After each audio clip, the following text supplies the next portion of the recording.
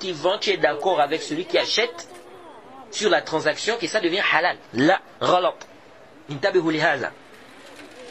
Beaucoup de gens pensent que le fait qu'ils soient d'accord, parce qu'il y a d'autres comme ça, tant qu'on est d'accord, c'est bon. Là,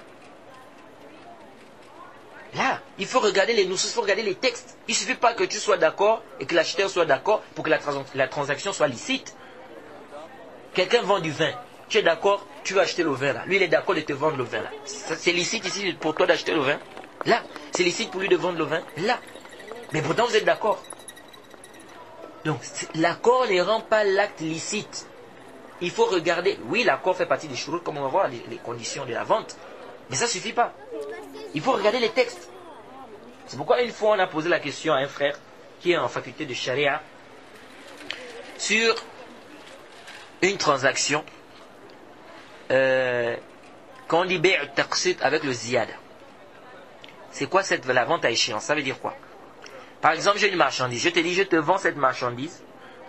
Un exemple, on va prendre par exemple le cas de la voiture. Je dis, je te vends cette voiture à 1 million. Si tu payes cash. Mais si tu payes par échéance, par mois, je te vends ça à 1,5 million. Donc 1,5 million. Donc si tu payes ça tout de suite, c'est 1 million.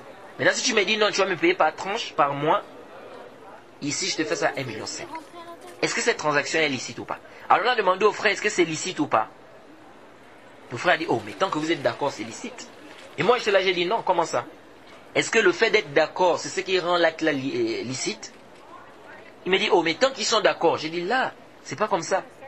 Est-ce que tu as d'abord regardé les nusus? Est-ce qu'il y a des textes qui interdisent cette transaction ou pas? Est-ce qu'il y a des textes qui interdisent ce type de vente ou pas? Donc ici, l'accord ne suffit pas.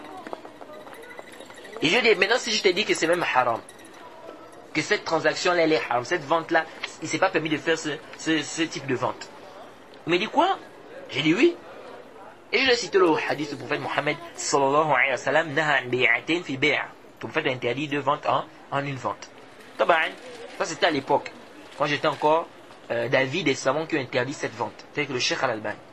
Mais aujourd'hui j'ai changé d'avis, j'ai changé de position par rapport à plusieurs preuves qui me sont parvenues.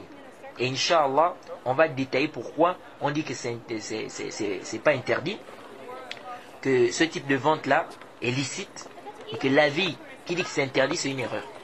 On va détailler ça, Inch'Allah. On va porter les arguments de tout un chacun. Bref, l'accord ne suffit pas. Et quiconque fait scission d'avec le messager, après que le droit chemin lui est apparu, et suit un sentier autre que celui des croyants, alors nous le laisserons comme il s'est détourné, et le brûlerons dans l'enfer. Et quelle mauvaise destination!